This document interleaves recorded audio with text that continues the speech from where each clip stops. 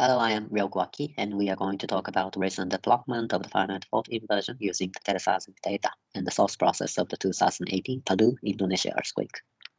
So for the earthquake source imaging, especially imaging the spatial temporal rupture evolution of the earthquake, the seismic data should be one of the primary means to resolve the earthquake behaviors. What we would like to do is to get some information from the seismic data and interpolate the information as something like the image shown here. We need to connect the observed data and the model with this observation equation through the kernel or Green's function. Once we can compute the kernels, we can set up an optimization problem and solve the model parameters. We first set up the finite fault space in which we represent fault deformation as slip. In a common practice of finite fault inversion, we assume a priorly the fault geometry with the single values of strike and dip angles, and all subfaults in the entire model space have also the same fault geometry. So the slip vectors are only allowed to span the planar surface. However, there have been extensive efforts to illuminate the nonplanarity of the fault or plate boundaries based on the geological and geophysical studies. So the fault surface may not be that simple, defined by only the single values of strike and dip angles in the conventional finite fault inversion, and the fault area will never be simply represented as the fixed fault geometry.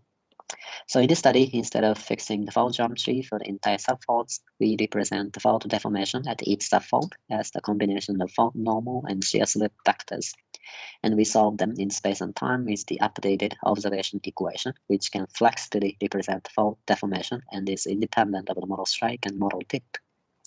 And we can represent the earthquake image as the set of volumetric change of fault deformation, which is no longer suffered from the possible wrong assumption by humans. And we can simultaneously solve the slip and fault geometry, and we can see the change of fault geometry in space and time.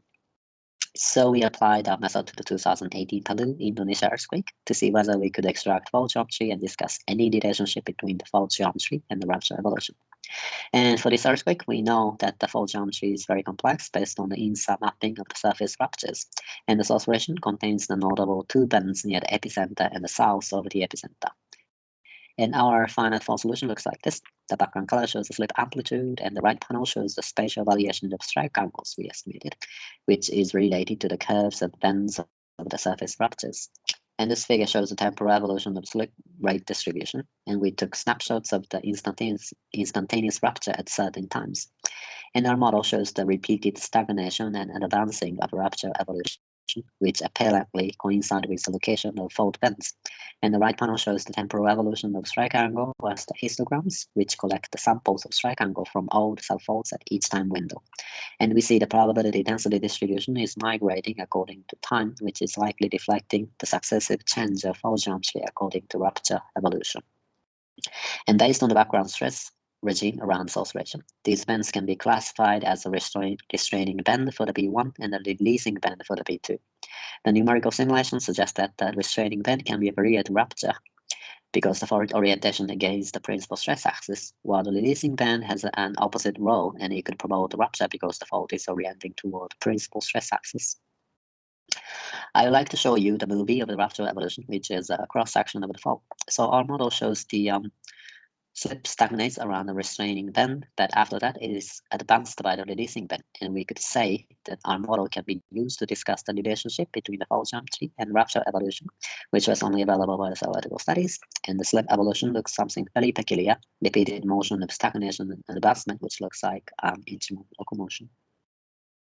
So to conclude, we have developed a new framework of finite fault inversion, which does not require the assumption of fault geometry, but rather we solve simultaneously the slip and fault geometry. We think that the better model setup is a key to likely extract the matching information from seismic records. And this flexible modeling may help find interesting earthquake behavior, including an inch-more repeated acceleration and deceleration due to the complex fault geometry for the 2018 Palu earthquake. And to look forward, we are trying to expand the framework to fully recover the three-dimensional fault geometry, which is more easy to interpolate the earthquake. And we are also developing a joint inversion with the INSA data, which are so much higher spatial resolution than the seismic records. So this should also be important for taking full picture of the earthquake rupture, especially for the inland earthquakes. Okay, that is all for my talk, and thank you very much.